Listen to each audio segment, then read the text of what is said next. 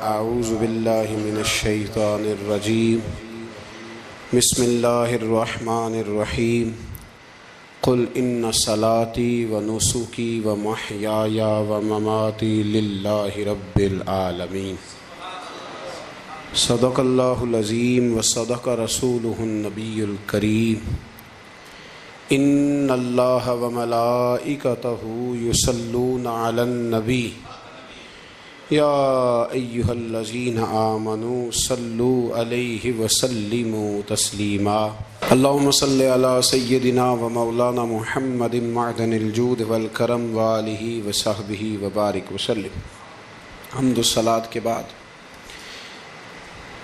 اللہ تبارک و تعالی ہم سب کا خالق و مالک ہے۔ ہمارے پاس اس قدر بے شمار نعمتیں ہیں کہ رب خود فرماتا ہے کہ تم گننا چاہو تو تم گن نہیں سکتے، اور زیادہ تر نعمتیں وہ ہیں جو اللہ نے ہمیں بغیر مانگے عطا فرمائی ہیں، بغیر ہماری خواہش کے، بغیر ہماری طلب کے، بغیر ہماری دعا کے رب کریم نے اپنے فضل سے عطا فرما دی۔ نعمتوں کے ادا کرنے کے بعد شکر کا حکم ضرور دیا گیا ہے، لیکن کوئی اتنا سخت طریقہ اس کا وضع نہیں کیا گیا کہ اب سارا دن کوئی شخص مسجد میں بیٹھا رہے تو شکر ادا ہوگا۔ اب اس کو یہ نہیں کہا گیا کہ تمہیں آنکھیں دی ہیں تو 2000 نفل پڑھو ایک آنکھ کے لیے، نہ یہ فرمایا گیا ہے کہ تمہیں اب زبان دی ہے تو تم اس طرح کرو، پہلے اس کے لیے 20,000 نوافل ادا کرو، 100 قرآن مجید ختم کرو۔ ایسی کوئی بات نہیں ہے، بلکہ اللہ تبارک و تعالیٰ نے شکر کا حکم دیا، اور جو چیز زیادہ اہم ہے، جو زیادہ توجہ طلب ہے، جو چیز زیادہ سمجھنے والی ہے، وہ یہ ہے کہ مالک نے سارا کچھ دے کے جو مطالبہ کیا ہے وہ یہ ہے کہ تم نے اب جو نیک عمل کرنا ہے وہ خالص میری رضا کے لیے کرنا ہے۔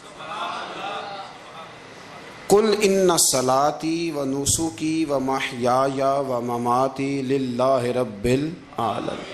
محبوب فرما دیجیے بے شک میری نماز، میری قربانیاں، میرا دنیا میں رہنا اور میرا دنیا سے پردہ کرنا اس رب کے لیے ہے جو تمام جہانوں کا پالنے والا۔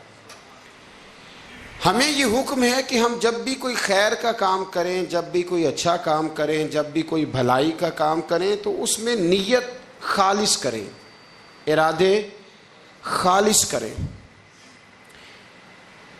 انسان کو جو اجر ملے گا نا قیامت کے دن، جو ثواب ملے گا وہ اس کی نیت اور ارادے پر ملے گا۔ امام جلال الدین سیوطی رحمۃ اللہ علیہ سے کسی شخص نے کہا تھا جی ایک حدیث میں نے پڑھا ایک نیکی کا 10 گنا اجر ہے، ایک میں پڑھا 70 گنا، ایک میں 700 گنا ہے، تو اجر ہے کتنا؟ تو آپ فرمانے لگے جتنی نیت اچھی اتنا اجر بھی زیادہ۔ یہ تو ڈیپینڈ کرتا ہے تیرے اوپر۔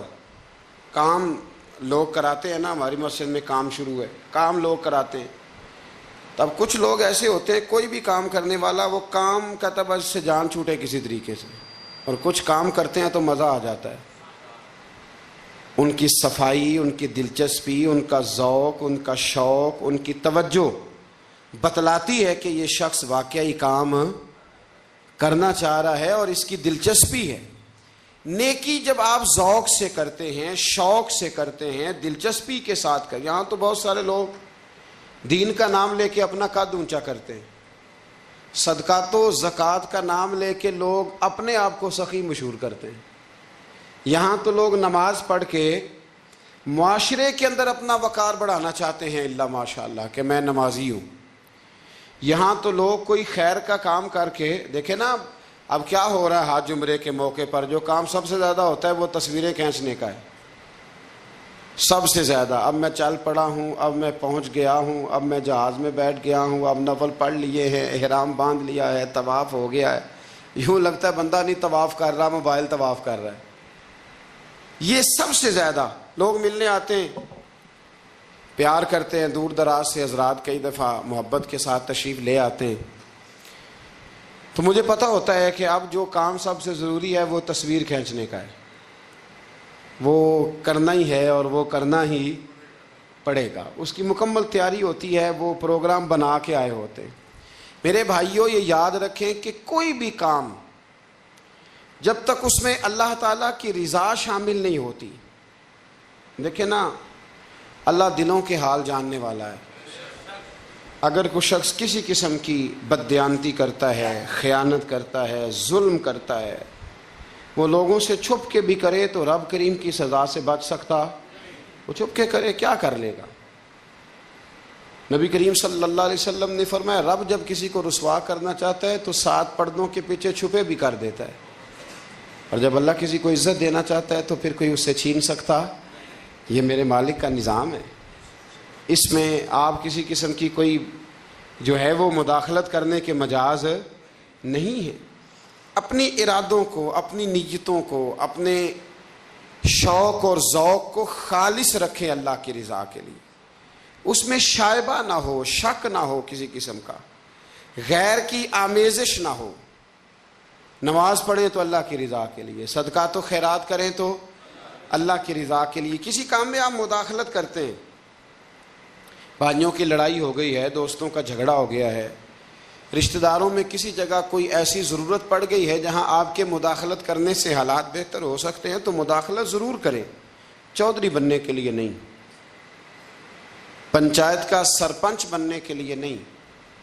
اس نیت سے کہ میرے نبی پاک علیہ السلام نے فرمایا جس نے 2 لوگوں کی صلح کرا دی رب 2 حج اور 2 عمرے کا ثواب عطا فرمائے. اس ارادے سے، اس نیت سے، اس ذوق سے، اس شوق سے، اس توجہ کے ساتھ آپ آگے بڑھیں گے کہ ہم نے اللہ کی رضا کے لیے کرنا ہے. ہمارے آج کل کے جتنے امور ہیں ان امور کے اندر دنیا داری غلبہ کرتی چلی جا رہی. ہر کام میں دنیا داری کی آمیزش ہو جاتی ہے، نہ چاہتے ہوئے بھی، نہ ارادہ کرتے ہوئے بھی، بہت ساری جگہوں پہ. اور دنیا داری اتنی غالب ہو گئی ہے کہ دنیا ہی دنیا نظر آنے لگ گئی ہے. دنیا ہی دنیا، یعنی کوئی چیز کیمرے کی آنکھ سے چھپ نہیں پا رہی، کوئی بات ایسی نہیں جس پر لوگوں کی نظریں نہ ہوں. کوشش کریں. اور عجیب بات یہ ہے کہ دنیا داری ہو، دولت ہو تو اس کو چھپا کے رکھا جاتا ہے، اور دین کی کوئی بات ہو اس کو نشر کرنا ضروری سمجھا جاتا ہے تاکہ لوگوں کو میرے تقوی اور میری پرہیزگاری کی خبر جلدی جلدی مل جائے. میرے نبی کریم علیہ الصلاۃ والسلام نے خالص اللہ کی رضا کے لیے ہر کام کرنے کا حکم دیا. سیدہ عائشہ صدیقہ رضی اللہ تعالیٰ عنہ راوی ہیں، الترغیب و ترہیب میں حدیث ہے. پیارے حبیب کریم سید عالم صلی اللہ تعالیٰ علیہ وسلم نے ارشاد فرمایا کہ حضور ایک دن مجمع صحابہ کے مجمع میں حضور نے پوچھا بتاؤ اسلام کی سب سے مضبوط بنیاد کیا ہے؟ ایک صحابی نے کہا یا رسول اللہ نماز پڑھنا. 5 وقت لوگ جمع ہوتے ہیں، ایک دوسرے کا حال احوال پوچھتے ہیں، معاملات ہوتے. یا رسول اللہ صلی اللہ تعالیٰ علیہ وسلم مضبوط بنیاد ہے اسلام کی نماز پڑھنا، 5 وقت جمع ہونا. حضور نے فرمایا بات تمہاری ٹھیک ہے پر تم میری مراد کو نہیں پہنچے. عرض کی حضور حج کرنا، مختلف رنگ، مختلف نسلیں، مختلف قبیلے، مختلف بولیاں، لیکن جب حج کرنے پہنچے تو لباس بھی ایک ہی ہو گیا، گفتگو بھی ایک ہی، لبیک اللہم لبیک لبیک لا شریک لک لبیک ان الحمد والنعمت لک والملک لا شریک لک لبیک. ایک ہی صف میں کھڑے ہو گئے محمود و ایاز، نہ کوئی بندہ رہا نہ کوئی بندہ نواز. نبی رحمت سید عالم صلی اللہ علیہ وسلم سے عرض کی حضور یہ حج جو ہے نا اس میں بڑی یکسانیت ہوتی ہے، ہر رنگ ہر نسل کا آدمی ایک تسبیح کے دانے کی طرح ایک جگہ پہ پرو دیا جاتا ہے تو لگتا ہے یہ اسلام کی مضبوط بنیاد ہے. محبوب فرمانے لگے بات تمہاری ٹھیک ہے پر تم میری مراد کو نہیں پہنچے. عرض کی حضور پھر زکوٰۃ، صدقات، خیرات اسلام کی مضبوط بنیاد ہے. کیوں؟ وہ اس لیے کہ غریب امیر کو دیتا ہے، امیر غریب کو دیتا ہے، اور غریب امیر سے لیتا ہے تو ایک رشتہ بنتا ہے، ایک تعلق بنتا ہے. محسن کا اور احسان مند کا بڑا گہرا رشتہ ہوتا ہے، بڑا. ایک دوسرے سے پیار کرتے ہیں، ایک دوسرے کو چاہتے ہیں، ایک دوسرے کے لیے اچھے جملے بولتے ہیں، ایک دوسرے کے لیے ہمیشہ ان کے جذبات ٹھنڈے میٹھے اور اچھے ہوتے ہیں. تو لگتا ہے یہ اسلام کی مضبوط بنیاد ہے. حضور فرمانے لگے بات تمہاری ٹھیک ہے اور تم میری مراد کو نہیں پہنچے تو پھر صحابہ عرض کرنے لگے حضور ہماری رعایت فرما دیں، پھر ایک رحمت کی نظر کر دیں، آپ ہی بتا دیں اسلام کی مضبوط بنیاد کیا ہے۔ تو محبوب فرمانے لگے اسلام کی مضبوط بنیاد ہے اللہ کی رضا کے لیے کسی سے محبت کرنا۔ کس کی رضا کے لیے؟ خالص اللہ کی رضا کے، اور اللہ کی رضا کے لیے کسی سے بغض رکھنا، عداوت رکھنا اللہ کی رضا کے لیے، محبت بھی اللہ کے لیے، عداوت بھی، ذاتی دشمنی کوئی نہیں، ذاتی اختلافات کوئی نہیں، ذاتی رنجشیں کوئی نہیں، ذاتی لڑائیاں کوئی نہیں، ذاتی جھگڑا کوئی نہیں، خالص اللہ کی۔ ہمارے ہاں لڑائیاں ذاتی لڑی جاتی ہیں، اس نے مجھے شادی پہ دعوت نہیں دی، اس نے مجھے پروٹوکول نہیں دیا، یہ کہاں پہنچ گیا میں کہاں رہ گیا، ذاتی لڑائیاں لڑی جاتی ہیں، دینی نہیں، مذہبی نہیں، اخلاقی نہیں۔ دیکھیں آپ، چاہیے تو یہ تھا نا کہ شادی کے موقع پر یہ لڑائی نہ ہوتی کہ اس نے مجھے پوچھا کیوں نہیں، لڑائی یہ ہوتی کہ یار تو غیر شرعی کام کوئی نہ کرنا، اللہ رسول کی ناراضگی والا کام کوئی نہ کرنا، اگر تو نے کیا تو میں نے کوئی نہیں آنا، اگر تو یہ حرکت کرے گا تو پھر میرا تیرا معاملہ درست نہ رہ سکے گا۔ یہ لڑائی ہونا چاہیے تھی، نہ کہ یہ لڑائی ہوتی کہ مجھے بلایا کیوں نہیں، پروٹوکول کیوں نہیں دیا، اعزاز کیوں نہیں دیا۔ تو حضور نے فرمایا اسلام کی مضبوط گرہ، اسلام کی مضبوط بنیاد ہے اللہ کی رضا کے لیے محبت کرنا اور اللہ کی رضا کے لیے کسی سے عداوت رکھنا۔ حضرت موسیٰ کلیم اللہ علیہ نبینا علیہ الصلوۃ والسلام پر اللہ کریم نے وحی فرمائی کہ اے موسیٰ، اے میرے کلیم، میرے لیے بھی کوئی کام کیا ہے؟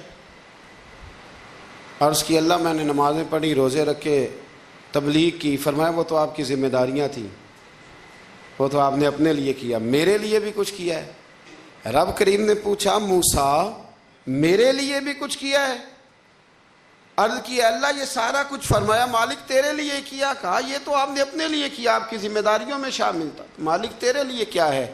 فرمایا کسی بندے سے محبت کی ہے کہ یہ اللہ کا بندہ ہے، کسی بندے سے محبت کی ہے کہ یہ اللہ کا بندہ ہے، یا کسی کے ساتھ تمہاری صرف اس لیے ناراضگی ہو کہ یہ اللہ کا نافرمان ہے، اللہ رسول کا دشمن ہے، معاذ اللہ بے ادب ہے۔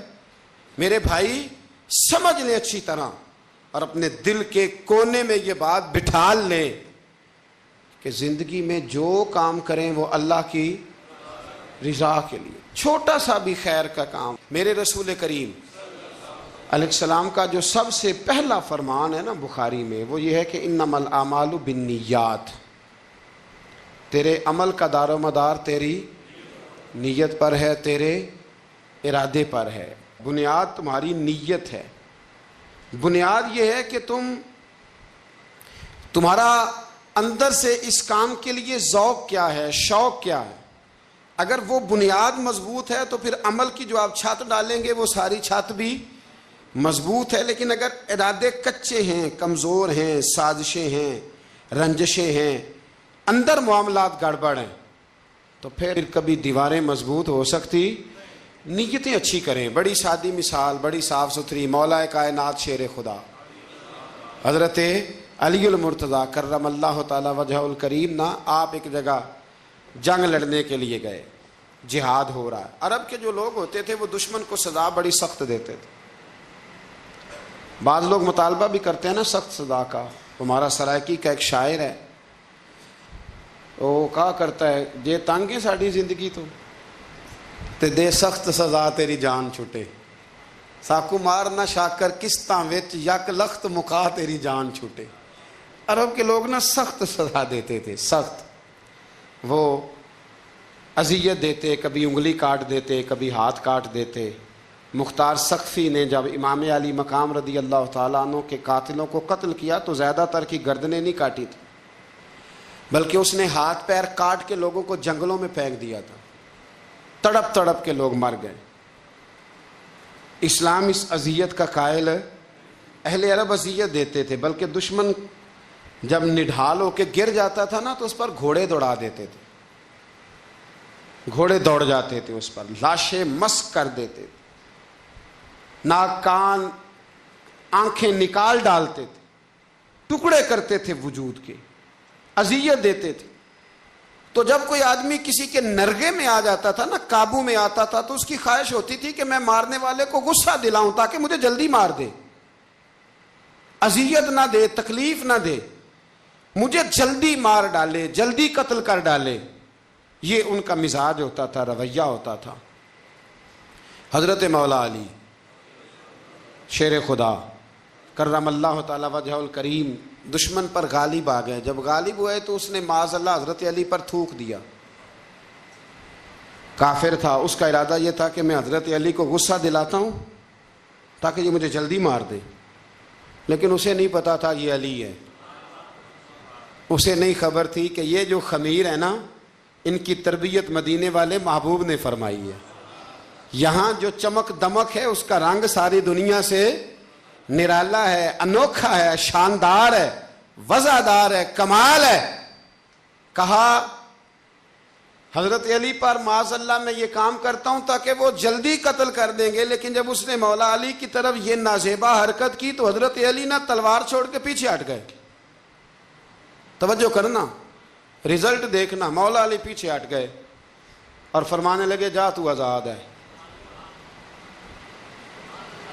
وہ کہنے لگا میں آزاد ہوں، کس طرح، کیسے؟ تو حضرت علی فرمانے لگے میرا تیرا ذاتی جھگڑا تو کوئی نہیں نا، نہ تو نے میری زمین پہ قبضہ کیا، نہ میرا مال لوٹا، نہ میری عزت پر ہاتھ ڈالا۔ میرا تیرا جھگڑا اللہ کی رضا کے لیے، خالص اس لیے کہ تو اللہ کی نافرمانی کر رہا، خالصتاً اس لیے تیرا اور میرا یہ جھگڑا ہے۔ باقی جہاں تک تعلق اس بات کا ہے کہ اب تو نے میری ذات شامل کر دی، اب تو نے مجھے تکلیف دے دی، اب تو نے مجھے اذیت میں مبتلا کر دیا، تو حضرت مولا علی شیر خدا فرمانے لگے اب ذات آ گئی ہے میری بیچ میں، اب میری ذات بیچ میں آ گئی ہے، اب اگر میں تجھے قتل کروں گا تو لگے گا میں نے اپنے ذاتی غصے میں قتل کیا ہے، لہٰذا اب معاملہ یہ ہے کہ میں تجھے آزاد کرتا ہوں، اب تو چھٹی کر سکتا ہے، جا سکتا ہے، دوبارہ کبھی میرے ہاتھ آئے گی تو دیکھی جائے گی۔ مولا کائنات نے اسے چھوڑ دیا، لیکن وہ حضرت علی کا غلام بن گیا، وہ غلام بن گیا۔ کہنے لگا علی اب سمجھ آئی ہے کہ دین کتنا شاندار ہے، دین کتنا اعلیٰ ہے، دین کی قدریں کتنی پاکیزہ اور کتنی حسین ہیں، اور کتنا منور ہے محبوب کریم کا دین، آپ مجھے کلمہ ہی پڑھا دیں۔ گویا جو بندہ تلوار سے فتح نہ ہو سکا وہ مولا علی کے خلوص سے فتح ہو گیا، حضرت علی کے خلوص سے، للہیت سے، اللہ کے ساتھ جو ان کا رشتہ تھا اس رشتے کی برکت سے وہ آدمی فتح ہو گیا۔ میرے بھائی ہمارے معاملات کے اندر للہیت ختم ہوتی جا رہی ہے، خلوص نہیں رہا، کرامتیں ہیں، کہانیاں ہیں، داستانیں ہیں، الزامات ہیں، جھوٹ ہے، فریب ہے، فراڈ ہے، بڑا کچھ ہے۔ اگر نہیں ہے تو خلوص نہیں ہے، اگر نہیں ہے تو ہمارا اللہ اور اس کے رسول کے ساتھ رضا والا معاملہ نہیں ہے۔ کسی چیز کو اس کی حقیقت کی بجائے ہم تصورات کی دنیا میں جا کے، خیالات توہمات اور افواہوں کی دنیا میں جا کے اس کو قبول کرتے ہیں۔ یاد رکھو جن لوگوں کی زندگیاں اللہ کی رضا کے لیے تھیں وہ لوگ بڑے اچھے تھے، بڑے خوش بخت تھے، بڑے خوش نصیب تھے، انہیں بدر کے میدان میں گردنیں کٹانے میں بھی بڑا ہی مزہ آیا تھا انہیں۔ آپ دیکھیں نا احد کے میدان میں جانے دینے میں بھی انہیں بڑا مزہ آیا۔ جب آدمی میں خلوص ہوتا ہے تو اس کے لیے جان قربان کرنا بھی آسان ہو جاتا ہے، لیکن جب خلوص نہیں ہوتا پھر گفتگو ہوتی ہے، پھر باتیں ہوتی ہیں، پھر داستانیں ہوتی ہیں، پھر کہانیاں ہوتی ہیں، پھر لب و لہجہ ہوتا ہے، پھر منصوبہ سازی ہوتی ہے، پھر ہیلے بہانے، پھر سغرے کبرے جوڑ کے لوگ کہانیاں اور داستانیں بناتے ہیں۔ خلوص اور للہیت کے ساتھ اللہ کی بارگاہ میں جھکیں، عبادتوں کا، ریاضتوں کا، تلاوتوں کا جتنا اللہ ہمیں موقع دیتا ہے اس میں خلوص شامل کرنے کی کوشش کریں، للہیت شامل کرنے کی کوشش کریں، اللہ کی رضا شامل کرنے کی کوشش کریں۔ میرے نبی رحمت صلی اللہ تعالی علیہ وسلم نا حضرت معاذ ابن جبل کو جب یمن کے لیے روانہ کرنے لگے تو رسول پاک علیہ السلام نے بڑی نصیحتیں فرمائیں۔ ان نصیحتوں میں درد بڑا تھا، کیوں؟ اس لیے کہ حضور نے انہیں بتلایا تھا کہ جب تم واپس آؤ گے تو میری تمہاری ملاقات نہیں ہوگی، تم میری قبر سے گزرو گے، اکھاں جدوں میٹیاں زمانہ مینوں روے گا۔ ਆਪਣਾ ਤੇ ਆਪਣਾ ਬੇਗਾਨਾ ਮੈਨੂੰ ਰੋਵੇਗਾ। ਜਦੋਂ ਨਾ ਮੈਂ ਦਿਸਿਆ ਮੈਖਾਰਾਂ ਨੂੰ ਮੈਖਾਨੇ ਵਿੱਚ, ਜਾਮ ਟੁੱਟ ਜਾਣਗੇ ਤੇ ਮੈਖਾਨਾ ਮੈਨੂੰ ਰੋਵੇਗਾ। ਕਈ ਲੁੱਕ ਲੁੱਕ ਰੋਣਗੇ ਤੇ ਕਈ ਬੁੱਕ ਬੁੱਕ ਰੋਣਗੇ। ਗਲੀਆਂ ਦਾ ਅਜਾਣਾ ਤੇ ਸਿਆਣਾ मैनू रोवेगा। और क्या खूबसूरत बात उन्होंने कही थी, मुझे बड़ी पसंद है। कहने लगे बेकदरा कुछ कदर न जाती, ओ कीती खूब तसल्ली हो, ए दुनियादार पुजारी जर दे कुत्तियां दे गल टल्ली हो। बुक बुक रोशन अखियां तकियो वेख हवेली कल्ली हो। ते कूच नसीर असां जदों कीती, फिर पै जानी थरथली हो। कूच नसीर असां जदों कीती, फिर पै जानी, फिर कमाल हो जाएगी। बाद मरन दे मुखड़ा मेरा हो जावे जे ताज़ा, फिर समझ लेना महबूब मेरे ने आन पढ़े है जनाजा। हज़रत मुआज़ इब्न जबल रज़ी अल्लाह ताला अन्हु से हुजूर ने फरमाया, मुआज़ जब तुम वापस गुजरोगे ना तो मेरी कब्र के पास से गुजरोगे, मुलाकात नहीं होगी। तो वो जो नसीहतें थी ना उस मौका पर, जब आप गोया किसी से आखिरी मुलाकात कर रहे होते, उन नसीहतों के अंदर जो हुस्न होता है, कमाल होता है, वो तो जाते जाते की बात, लै सजना असां तोड़ नहीं पाई तो जान ही दिती राह तेरे, वो जो जाते जाते की गुफ्तगू होती है, वो जो अंदाज़ होता है, बड़ा कमाल होता है। और उसकी गहराई और गहराई को वो समझ सकता है जिसको वो लम्हे मुयस्सर आते, जो उस वक़्त उस मकाम पे खड़ा होता है। हज़रत मुआज़ इब्न जबल रज़ी अल्लाह ताला अन्हु तड़प के रोए, कहा हुजूर क्या फरमा रहे हैं? हुजूर कोई ख़ास नसीहत? तो नबी पाक ने बड़ा कुछ फरमाया। एक जुमला हुजूर ने यह कहा, मुआज़ अमल जितना भी करना खुलूस के साथ करना। और महबूब ने फरमाया, तेरा खुलूस के साथ किया हुआ थोड़ा अमल भी रब की बारगाह में ज़्यादा बना के तेरे लिए ज़रिया निजात बन जाएगा। जितना भी करना करना खुलूस के साथ करना, बोलिए खुलूस के साथ करना, लिल्लाहियत के साथ करना, उसके अंदर कोई कमज़ोरी ना आने पाए। लिल्लाहियत के साथ, खुलूस के साथ, रवादारी के साथ, प्यार के साथ करना। मेरे भाइयों, ये समझने का मकाम होता है कि जब हम अल्लाह और उसके रसूल सल्लल्लाहु अलैहि वसल्लम की रज़ा के लिए कोई अमल करते हैं तो उसका भी हमारे दिल को पता होता है, और जब अंदर रियाकारियाँ होती हैं तो हमारे दिल को उसका भी पता होता है। हमें दोनों बातों की खबर, अब हमें खुद सोचना है, हमें खुद फिक्र करनी है, गौर करना है कि हमारा अंदाज। एक बुजुर्ग थे, इमाम गजाली ने लिखा है, उन्होंने 7 साल पूरे पांचों नमाजें जमात के साथ पढ़ी और पहली सफ में तकबीर उला के साथ पढ़ी। 7 दिन नहीं पूरी पढ़ी जाती पांचों नमाजें पहली सफ में पहली तकबीर के साथ। 7 पहली सफ में तकबीर उला कहते हैं, इमाम ने अल्लाहु अकबर कहा पहली तकबीर में तो हमने भी साथ ही अल्लाह। पहली सफ में 7 साल तक पांचों नमाजें तकबीर उला से, बहुत बड़ा कारनामा है, बहुत बड़ी बात है। मतलब बंदा यहाँ से उठ के आते, वुज़ू करते, कोई मामला आ गया, कोई मतलब उसको हाजत हो गई इस्तंजा वुज़ू की, तो वो टाइम निकल जाता है। कई दफ़ा ऐसे होता है। 7 साल पूरे नमाज पढ़ी। तो कहते हैं 7 साल के बाद ना एक दिन 8वां साल लगा हुआ था, तो बुजुर्ग फरमाते हैं मैं ज़रा लेट हो गया, तकबीर उला तो मिल गई पर पहली सफ़ ना मिली, तीसरी सफ़ में जगह मिली।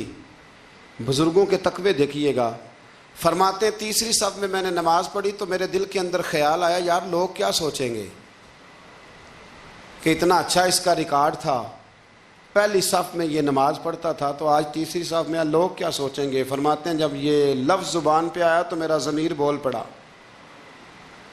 जब ये सोच दिल में आई तो मेरा अंदर तड़प उठा, छम छम मेरे आंसू निकलने लगे, मैं रोया। और फरमाते हैं लोग चले गए और मैं नफल पढ़ता रोता रहा। मैंने कहा अल्लाह मुझे यूँ लगता है वो 7 साल तक पहली सफ में जो नमाज़ें पढ़ता रहा वो तो लोगों को दिखाने के लिए पढ़ता रहा। फरमाते मैंने 7 साल की नमाज़ें कज़ा पढ़ी, कज़ा नमाज़ें पढ़ी, इसलिए कि मुझे समझ आई कि वो नमाज अल्लाह की रज़ा के लिए नहीं थी, वो तो बंदों को रिकॉर्ड बनाने के लिए थी। तो मैंने वो 7 साल की नमाज़ें कज़ा पढ़ी। और फरमाते हैं अब दोबारा से जब मैं जाता हूँ तो फिर मैं अपने दिल पे गौर करता हूँ कि पहली सफ़ تکبیر اولا پر یہ بتا نیت کیا ہے، یہ بتا کہ تیرا ارادہ کیا ہے۔ شیخ سعدی فرمایا کرتے تھے تیرے وجود کا قبلہ تو سیدھا ہے، دل کے قبلے کی بھی بات بتا۔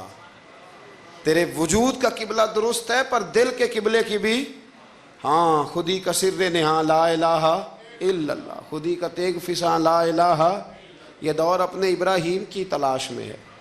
صنم کدا ہے جہاں لا الہ الا اللہ، صنم کدا ہے جہاں لا الہ الا اللہ، اور اگرچہ بت ہیں جماعت کی آستینوں میں پر مجھے ہے حکم ازاں لا الہ الا۔ تو یہ جو ہمارا مزاج ہے نا لوگوں کو دکھانے کا، بتانے کا، سنانے کا، شیخ ابو العباس مرسی فرماتے کہ مجھے کئی دفعہ محبوب کریم علیہ السلام کا دیدار نصیب ہوا، میرا اور حضور کا معاملہ تھا، پھر میں نے لوگوں کو بتانا شروع کر دیا۔ فرماتے ہیں پھر انہوں نے آنا چھوڑ دیا،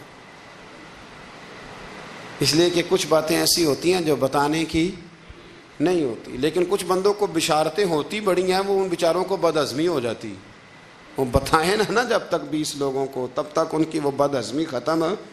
حالانکہ ہر چیز بتانے کی، دکھانے کی، سنانے کی، ہر چیز کی وضاحت دینے کی نہیں ہوتی، ہر چیز ایسی نہیں ہوتی۔ حضرت ابو ہریرہ جیسے لوگ فرمایا کرتے تھے علم کی 2 تھیلیاں، ایک کھولی ہے، دوسری کھولو تو مجھے قتل کر دو۔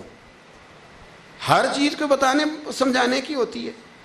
تو خلوص دیکھیں کتنا ہے اس میں، للہیت کتنی ہے، اللہ کی رضا کتنی۔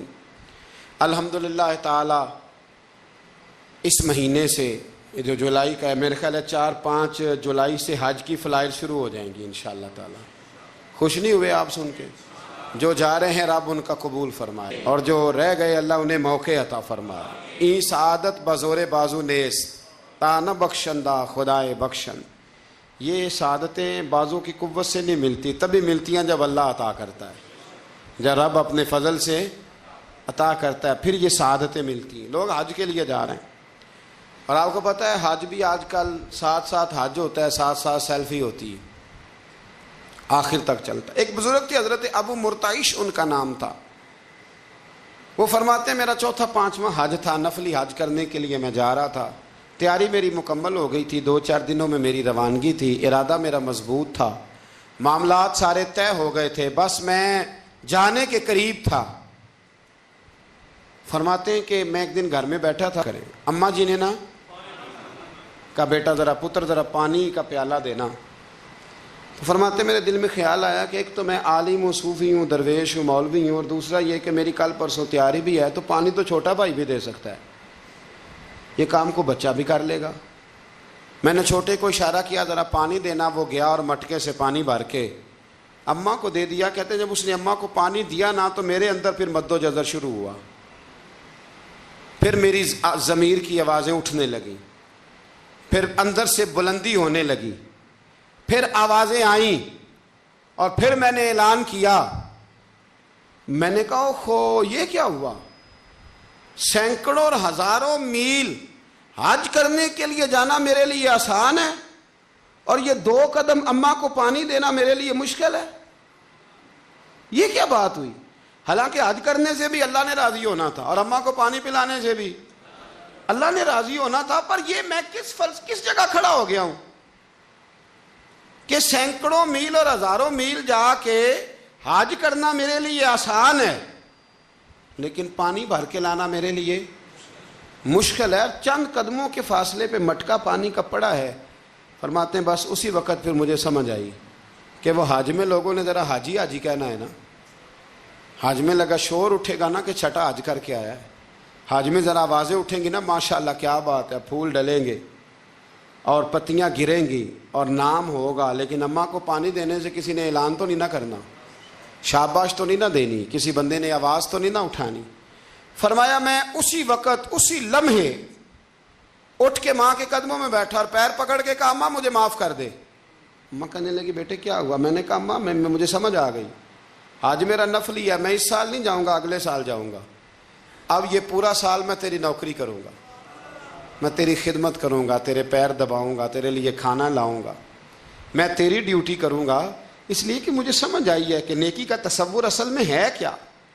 ہم بالعموم وہ نیکی کرنے جا رہے ہوتے ہیں جو نیکی بھی ہوتی ہے اور دنیا میں اس کا نام بھی ہوتا ہے، تذکرہ بھی ہوتا ہے، اس کی وجہ سے ہمارا قد بھی اونچا ہو رہا ہوتا ہے۔ حالانکہ نیکی کا تصور تو بڑا چھوٹا سا ہے، کل معروف صدقہ، مسکرا کے ملنا بھی نیکی، رزق حلال کما کے بچوں کو کھلانا بھی نیکی، گلی سے پتھر اور کانٹا اٹھا دینا بھی نیکی۔ پر ہمیں تو کوئی لمبی چوڑی نیکی چاہیے، کوئی بڑی نیکی چاہیے۔ اس لیے بہت سارے ایسے لوگ ہیں جو نیکیاں ان کی پہنچ میں ہوتی ہیں وہ نہیں کرتے۔ وہ محرم کے ایام میں نا ایک جگہ پہ حاضری کا موقع ملا تو وہاں ایک صاحب کہہ رہے تھے ہم مریں گے، لڑیں گے، جانیں دیں گے، قربانی دیں گے، ہم امام علی مقام کی سنت ادا کریں گے، سارا کچھ کریں گے۔ تو بعد میں وہ میرے پاس بیٹھے تو میں نے انہیں کہا کہ جب جنگ کا موقع آئے گا تو انشاءاللہ لڑیں گے، جانے بھی دیں گے، پر ابھی آپ یہ کام کریں کہ امام حسین ایک رات میں پورا قرآن پاک پڑھا کرتے تھے، یہ والی سنت امام حسین کی شروع کریں، یہ والی سنت ابھی آپ سٹارٹ، جب وہ موقع آئے گا تو انشاءاللہ وہ کام بھی کریں گے۔ تو یہ والی سنت آپ سٹارٹ کریں امام صاحب کی۔ امام صاحب 100 نفل پڑھا کرتے تھے فرض نماز کے علاوہ روزانہ، 100 رکعت نماز نفل، تو آپ یہ والی سنت امام حسین کی شروع کریں نا، تو جب کربلا سجانے کی باری آئے گی تو پھر کربلا بھی سجا لیں گے۔ لیکن ہم نے یہ والے کام نہیں کرنے، نمازیں 5 پوری نہیں پڑھنی، ہم نے تو صرف کربلا والی سنت ادا کرنی، نعرے لگانے ہیں، وہاں تک پہنچنا ہے۔ میرے عزیز یاد رکھیں، اللہ کی رضا ہر جگہ پیش نظر ہو۔ میرے رسول کریم صلی اللہ تعالی علیہ وسلم کی عالی مرتبت خدمت میں ایک جنگ کے موقع پر صحابہ نے عرض کیا تھا کہ یا رسول اللہ صلی اللہ تعالی علیہ وسلم فلاں آدمی بڑی ہمت سے لڑ رہا ہے، جہاد کر رہا ہے، بڑی بات ہے۔ تو حضور نے فرمایا یہ جہنمی ہے، جہاد کر رہا تھا، توجہ ہے میری بات پر؟ حضور نے فرمایا یہ جہنمی ہے، یہ دوزخی ہے، یہ بندہ جنتی نہیں۔ جب سرکار دو عالم صلی اللہ تعالی علیہ وسلم نے یہ بات ارشاد فرمائی تو صحابہ کہتے ہیں ہمیں تجسس ہوا کہ یہ کیا بات ہوئی، اتنی ہمت سے، جوان مردی سے، اتنی وہ دلیری سے لڑ رہا ہے اور حضور نے فرما دیا دوزخی ہے۔ کیسے دوزخی کیسے؟ تو ایک صحابی کہنے لگے میں اس کا پیچھا کرنے لگا، جب پیچھا کرنے لگا تو اس پر نا کچھ زخم کاری لگ گئے تھے، زخم گہرے تھے، وہ زخموں کو برداشت نہ کر سکا اور ایک مقام ایسا آیا کہ اس نے خود اپنے پیٹ میں خنجر لگا کے، پیوست کر کے، خنجر مار کے یا تلوار مار کے یا نیزہ مار کے اس نے خودکشی کر لی، زخموں کی تاب نہ لا سکا۔ حضور نے فرمایا تھا کہ یہ جہنمی ہے، تو اس کی وہ جو بات تھی وہ صادق ہو گئی۔ کہتے ہیں میں فوراً بولا، میں نے کہا میرے محبوب جو فرماتے ہیں حق اور سچ ہی فرماتے ہیں، دیکھو کس موت مرا ہے۔ اب اس پر مفسرین نے لکھا ہے کہ وہ بندہ جو گھر سے نکلا تھا نا تو وہ دین کے لیے لڑنے نہیں نکلا تھا، وہ قومیت کے لیے لڑنے آیا تھا کہ میرا سارا قبیلہ گیا ہے تو مجھے بھی جانا چاہیے، ہماری قوم سے فلانی قوم ٹکرائی ہے تو لہذا ہمیں، اس کی نیت میں، ارادے میں دین، للہیت اور خلوص شامل ہے۔ اس کی دلیل وہ حدیث ہے جس میں حضور نے فرمایا کہ عالم بھی، سخی بھی اور شہید بھی اس وجہ سے جہنم میں جائیں گے معاذ اللہ کہ ان کی خدمات کی وجہ اللہ کی رضا نہیں تھی، خدمات کی وجہ ذاتی شہرت تھی، بہادری کے دعوے تھے، سخاوت کا سبب یہ تھا کہ لوگ انہیں سخی کہیں۔ خلوص والا جو عمل ہوتا ہے نا، خلوص والا، وہ تو بڑا تھوڑا بھی ہو تو قبول ہوتا ہے، اس میں بڑی، دیکھیں نا اللہ کی بارگاہ میں مقدار نہیں دیکھی جاتی، معیار دیکھا جاتا ہے، مقدار نہیں دیکھی جاتی، معیار دیکھا جاتا ہے۔ نبی کریم علیہ السلام نے ایک جنگ کے موقع پہ اعلان کیا کہ ہر بندہ چندے میں حصہ دے، قحط کا زمانہ ہے، بہت زیادہ مال کی ضرورت ہے، ہر آدمی آئے، حصہ ڈالے، آگے بڑھے۔ جب سرور دو عالم صلی اللہ تعالی علیہ وسلم نے یہ اعلان فرمایا، حضور نے حکم دیا تو بڑا بڑا مال دیا۔ حضرت عثمان غنی نے کئی 100 اونٹ دیے مال کے بھر کے، حضرت صدیق اکبر نے بھی بڑا دیا، فاروق اعظم نے بھی آدھا مال دیا، حضرت عبد الرحمن ابن عوف جیسے لوگوں نے ہزاروں اور لاکھوں دینار دیے۔ ایک غریب صحابی تھے،